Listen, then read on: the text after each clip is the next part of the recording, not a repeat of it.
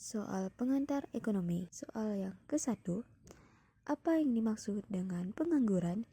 Jelaskan secara ringkas mengenai jenis-jenis pengangguran. Yang dimaksud dengan pengangguran adalah suatu keadaan di mana angkatan kerja yang ingin bekerja tetapi belum memperolehnya atau belum mendapatkannya. Jenis-jenis pengangguran yaitu ada 3. Yang pertama ada pengangguran konjungtur, adalah pengangguran yang diakibatkan oleh perubahan-perubahan dalam tingkat kegiatan ekonomi. Yang kedua ada pengangguran struktural, adalah pengangguran yang diakibatkan dari pemerosotan permintaan. Yang ketiga ada pengangguran normal, terjadi dikarenakan perkembangan perekonomian yang pesat menyebabkan tingkat pengangguran semakin rendah, pada akhirnya mencapai full employment, sehingga angkatan kerja berusaha mencari pekerjaan yang lebih baik dengan gaji yang lebih tinggi. Dan ada lagi jenis-jenis pengangguran yang lain. Pengangguran seperti ini sering terdapat pada negara yang sedang berkembang, yaitu pengangguran tersembunyi atau pengangguran tidak kentara. Hal ini terjadi apabila terdapat kelebihan tenaga kerja, penambahan tenaga kerja tidak menambah hasil kerja, sehingga di situ terdapat pengangguran tersembunyi. Pengangguran tidak kentara bisa dilihat dari jam kerja yang digunakan untuk bekerja, di mana mereka bekerja tidak sesuai dengan jam kerja yang telah ditentukannya. Lalu ada pengangguran musiman.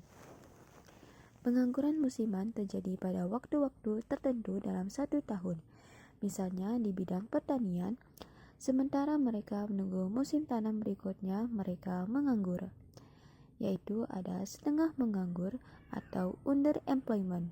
Tenaga kerja yang bekerja dengan jam kerja yang terbatas, misalnya hanya memperoleh pekerjaan seminggu lebih rendah, bekerja kurang dari 40 jam kerja per minggu. Ini banyak dijumpai di sektor informal. Selain jenis-jenis pengangguran di atas, ada lagi jenis pengangguran lain yang dinamakan pengangguran sukarela, yaitu penduduk dalam usia kerja yang tidak mencari pekerjaan, yang termasuk di sini pelajar, ibu rumah tangga, mahasiswa, dan lain-lain. Diketahui fungsi konsumsi sama dengan 0,8Y ditambah 20. Hitunglah konsumsi, saving, MPC, MPS, APC, dan APS pada setiap tingkat pendapatan, yaitu 0, 20, 40, 60, 80, 100. Untuk mencari fungsi konsumsi, untuk cara pengerjaannya itu C sama dengan 0,8Y ditambah 20. Nah, untuk yang pertama yaitu pada pendapatan 0. C sama dengan 0,8, Y-nya masukin 0, ditambah 20 sama dengan 20. Yang kedua, jika pendapatan 20, maka konsumsi sama dengan 0 ditambah 8, Y-nya masukin 20, ditambah 20 sama dengan 36. Pada pendapatan 40, konsumsinya sama dengan 0,8 dikali 40 ditambah 20 sama dengan 52. Jika pendapatan 60, maka konsumsinya sama dengan 0,8 dikalikan 60 ditambah 20 sama dengan 68. Jika pendapatan 80, maka fungsi konsumsinya sama dengan 0,8 dikali 80 ditambah 20 sama dengan 84. Jika pendapatan 100, maka konsumsinya sama dengan 0,8 dikalikan 100 ditambah 20 sama dengan 100. Yang kedua itu kita mau mencari fungsi saving, di mana rumus saving itu Y dikurangkan C. Pada pendapatan 0, Y dikurang C sama dengan Y-nya itu 0 dan C-nya itu 20 sama dengan minus 20. Pada pendapatan 20, Y-nya itu 20 dikurang konsumsinya 36 sama dengan minus 16. Pada pendapatan 40, maka Y-nya itu 40 dikurang C-nya 52 sama dengan minus 12. Pada pendapatan 60, maka Y-nya 60 dikurang C sama dengan 68, maka hasilnya minus 8. Pada pendapatan 80, masukin Y-nya 84 dan C-nya 80 sama dengan minus 4. Pada pendapatan 100, maka Y-nya 100 dikurang konsumsinya 100, maka savingnya sama dengan 0. Selanjutnya kita akan mencari MPC. MPC itu sama dengan B, di mana di sini B itu 0,8. Maka untuk MPC, semua pendapatan sama dengan 0,8. Selanjutnya kita akan mencari MPS. MPS itu sama dengan 1 min MPC atau 1 per MPS, di mana 1 dikurang MPC-nya itu 0,8, maka 1 dikurang 0,8 sama dengan 0,2. Jadi untuk MPS itu semuanya 0,2. Sekarang kita akan mencari APC. Untuk APC rumusnya APC sama dengan C per Y, di mana pada pendapatan 0, C per Y sama dengan C-nya itu 20 dan Y-nya itu 0 sama dengan 0. Pada pendapatan 20, C-nya itu 36 dan Y-nya itu dibagi 20 sama dengan 1,80. Pada pendapatan 40, C-nya itu 52 dan Y-nya itu 40 sama dengan 1,30. Pada pendapatan 60, Y-nya itu 68, C-nya itu 68 dan Y-nya itu 60 sama dengan 1,13. Pada pendapatan 80, C-nya itu 84 dibagi Y-nya itu 80 sama dengan 1,05. Pada pendapatan 100, C-nya itu 100 dan Y-nya itu 100 sama dengan 1. Sekarang kita akan mencari APS, di mana rumus APS itu sama dengan S per Y. Pada pendapatan 0, S per Y sama dengan S-nya itu minus 20 dibagi Y-nya 0 sama dengan 0. Atau kalian bisa kasih tanda strip. Pada pendapatan 20, S-nya itu minus 16 dan Y-nya itu 20 sama dengan 0,80. Pada pendapatan 40, S-nya itu minus 12 dibagi Y-nya itu 40 sama dengan 0,30. Pada pendapatan 60, Y-nya itu min 8 dibagi Y-nya itu 60 sama dengan 0,13. Pada pendapatan 80, S-nya itu minus 4 dibagi Y 80 sama dengan minus 0,05. Pada pendapatan 100, S-nya itu 0 dibagi Y-nya itu 100 sama dengan 0.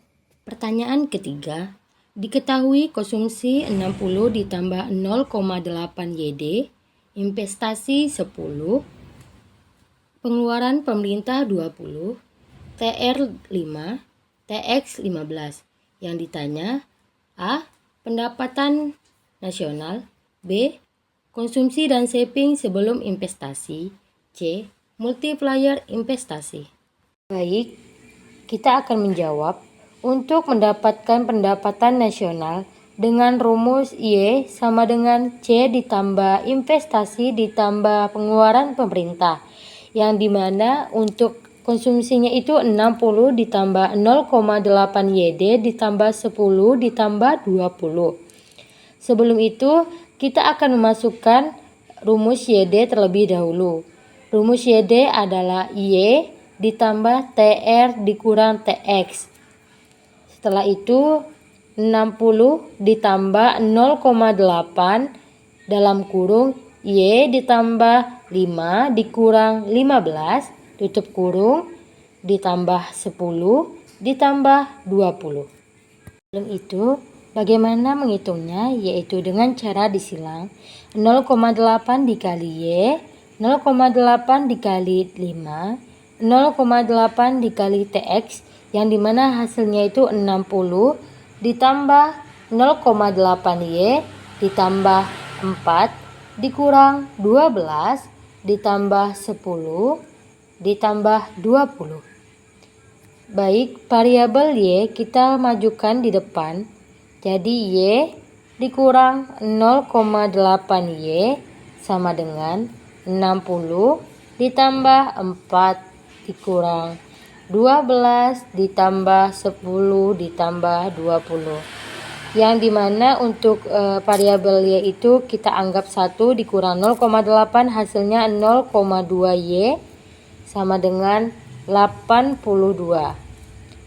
Baik, untuk di bawahnya lagi Y sama dengan 82 dibagi 0,2 hasilnya 410.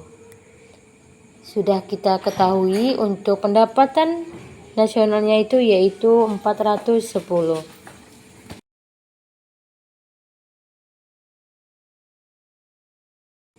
Setelah mendapatkan pendapatan nasional, kita masuk ke rumus YD, yang dimana rumus YD itu Y ditambah TR dikurang TX. Y kita masukkan 410 ditambah 5 dikurang 15. Hasilnya 400. Baik, kita langsung masuk untuk mencari konsumsi dan saving sebelum investasi.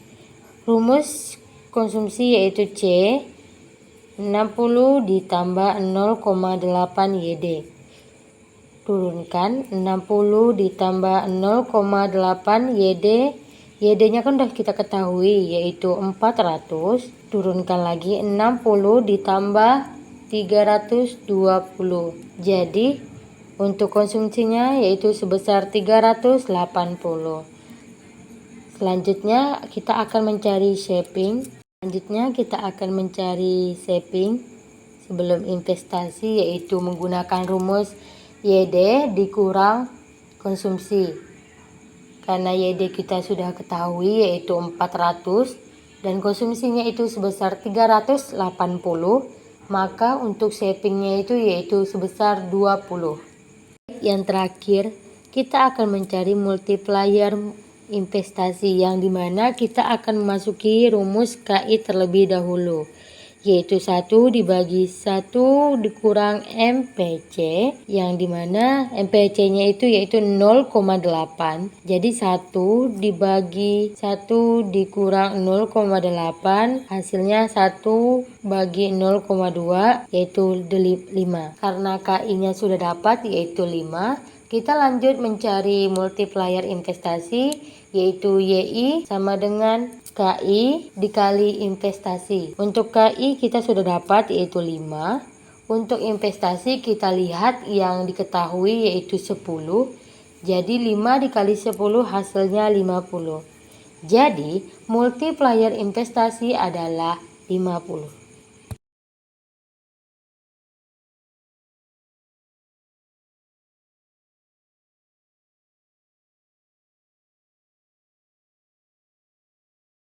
Nomor 1. Produksi suatu barang di FEP dikenai pajak oleh pemerintah sebesar 6 unit. Ditunjukkan oleh suatu fungsi PD sama dengan 30 dikurang 0,5 Ki dan PS-nya 1,5 Ki ditambah 12. Tentukanlah A. Berapa harga dan jumlah keseimbangan pasar sebelum dan sesudah pajak. B. Berapa besar pajak per unit yang harus ditanggung oleh konsumen, produsen, serta penerimaan pajak total oleh pemerintah. Nah, nomor 1 itu, dari kita baca soalnya, berarti kita tulis dulu, diketahui, itu ada pajak senilai 6. Kemudian, fungsi PD-nya itu 30 dikurang 0,5 Ki, dan fungsi PS-nya itu 1,5 Ki ditambah 12. Nah, di sini kita ditanya yang A itu harga sebelum pajak dan harga sesudah pajak. Berarti P sebelum dan P sesudah. Nah, kemudian untuk yang B-nya itu ditanya berapa besar pajak konsumen, kemudian pajak produsennya berapa, serta penerimaan pajak total oleh pemerintahnya itu berapa.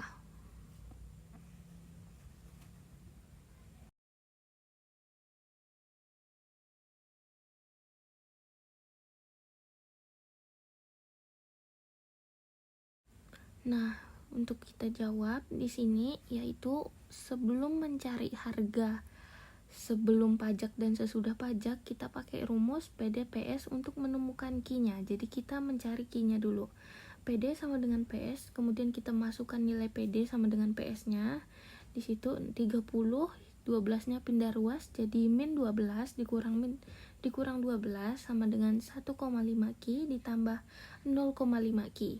Kemudian 30 dikurang 12 itu 18, 1,5 Ki ditambah 0,5 sama dengan 2 Ki. Jadi 18 dibagi 2, dapatlah Ki-nya itu 9. Jadi Ki-nya itu sebelum pajak nilainya 9. Kemudian kita masukkan Ki-nya ke salah satu persamaan. Di sini kita masukkan ke persamaan PD, yaitu 30 dikurang 0,5 dikali 9. 30 dikurang 0,5 dikali 9 itu 4,5. Jadi jawaban PD-nya itu 25,5. Jadi sebelum pajak harga keseimbangan adalah 25,5.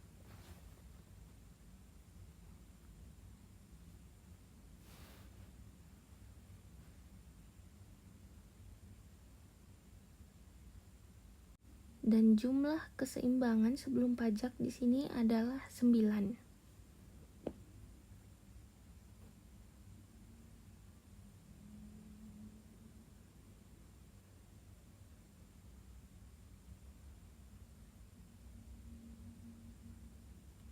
Nah, lanjut kita cari yang sesudah pajak. Nah, untuk mencari sesudah pajak, itu kita masukkan nilai pajak ke salah satu persamaan. Di sini kita memakai persamaan PS. Jadi 1,5 Ki ditambah 12 ditambah nilai pajaknya yaitu 6. Jadi dapatlah persamaan setelah pajak yaitu 1,5 Ki ditambah 18. Kemudian kita cari keseimbangan sesudah pajaknya untuk mencari Ki yang sesudah pajaknya, yaitu dengan rumus PD sama dengan PS. Kita masukkan tadi nilai PD-nya itu 30 dikurang 0,5 Ki sama dengan PS-nya kita masukin yang 1,5 Ki ditambah yang pajak tadi yaitu ditambah 18. Kemudian 30 dikurang 18 sama dengan 1,5 Ki ditambah 0,5 Ki, yaitu 30 dikurang 18 12, 1,5 Ki ditambah 0,5 jadi 2 Ki, 12 dibagi 2 dapatlah Ki-nya senilai 6. Nah, kemudian kita cari harga keseimbangan yang setelah pajaknya. Nah, di sini kita pakai salah satu persamaan yaitu persamaan yang PD itu. Persamaan PD itu tadi 30 dikurang 0,5 dikali Ki-nya itu kita masukkan nilai Ki-nya yaitu 6. Berarti 30 dikurang 0,5 dikali 6 yaitu 3 dapatlah PD-nya senilai 27. Nah, jangan lupa kasih kesimpulan. Jadi, setelah pajak harga keseimbangannya adalah 27 dan jumlah keseimbangannya adalah 6.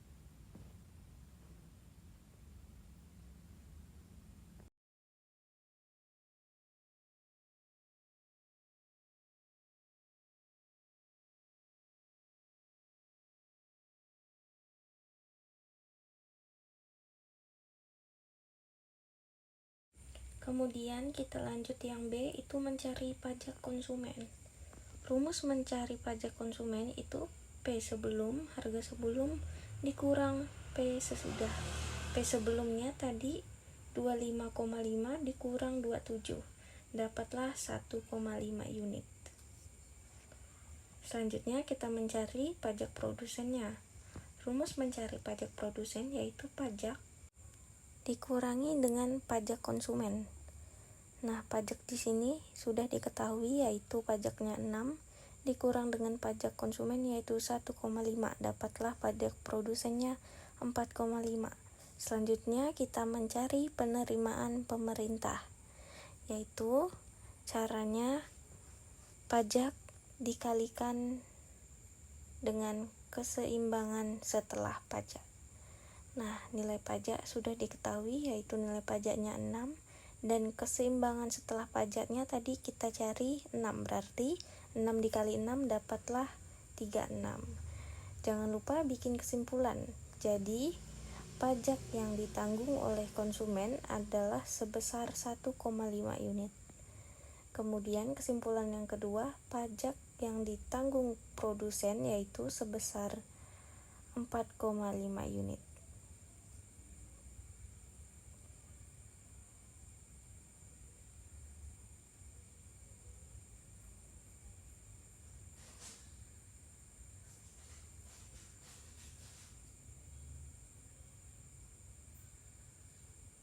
Nah, yang terakhir, penerimaan pajak itu jadi penerimaan pajak total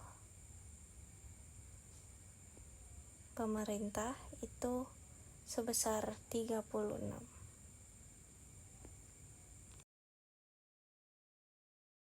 Jadi soalnya di sini jika produsen dalam memproduksi barang memerlukan FC sama dengan 500.000, isinya sama dengan 4.000 unit, sedangkan harga jual barang itu 5.000 unit. Maka tentukan fungsi TR dan TC, berapa banyak barang yang harus diproduksi agar mencapai BOP, gambarkan kurvanya. Jika banyaknya barang yang dijual sebanyak RP 4.000 unit, apa yang akan terjadi kepada produsen tersebut? Jadi, kita cari dulu diketahuinya. Diketahui FC sama dengan 500.000, UC-nya sama dengan 4.000 per unit, dan harga jualnya 5.000 per unit. Jadi, ditanyanya, kita cari dulu nih. A-nya ditanya fungsi TR dan TC-nya, B-nya apa BOP-nya, C-nya kurva, dan D laba.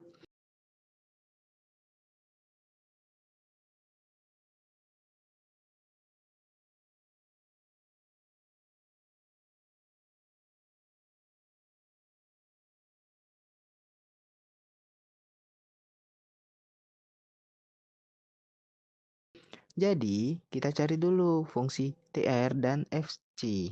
TC maksudnya. Jadi, cara cari fungsi TR itu kita harga jual kalikan sama Q. Jadi, 5.000 kali Q. Dan juga cari persamaan TC, FC ditambah VC. Jadi, dikali Q. Jadi, tinggal masukin 500.000 ditambah 4.000 dikali Q.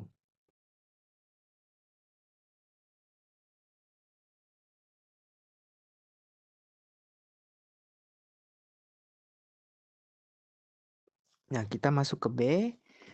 Kita cari BOP. Cara cari BOP-nya tuh kita tinggal masukin fungsi TR dan TC.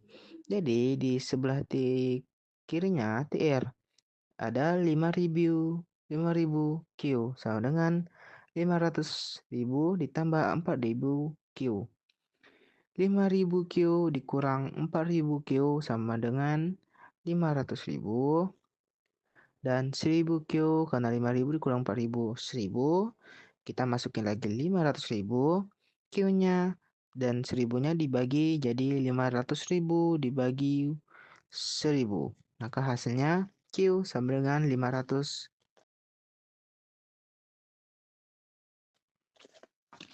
Nah, karena kita udah dapat 500 tadi, kita carilah TR dan TC-nya.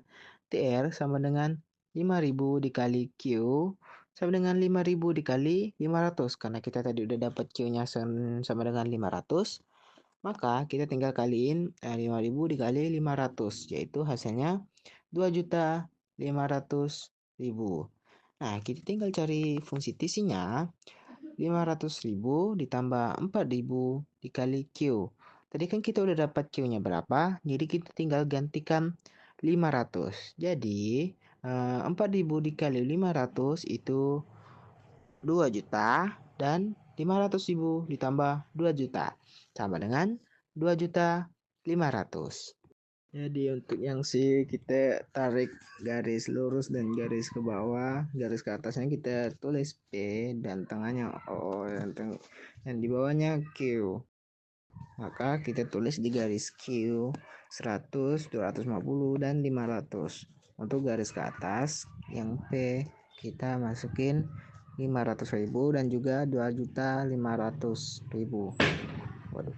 Nah, jadi kita tinggal tarik garis lurus dari 500.000 ke ujung. Jadi itu FC. Kita hubungin juga 2.500.000 dan 500 dari P ke Q. Maka kita tarik dari garis 0 ke garis penghubung 2.500.000 ke 500. Maka kita mendapatkan garis TR. Dan juga kita tarik lagi dari 500.000 ke penghubung tadi, maka kita mendapatkan TC. Jadi kita yang terakhir nih, yang D. Kita masukin TR sama dengan 5.000 dikali 4.000. Sama dengan kita dapat hasil 20 juta.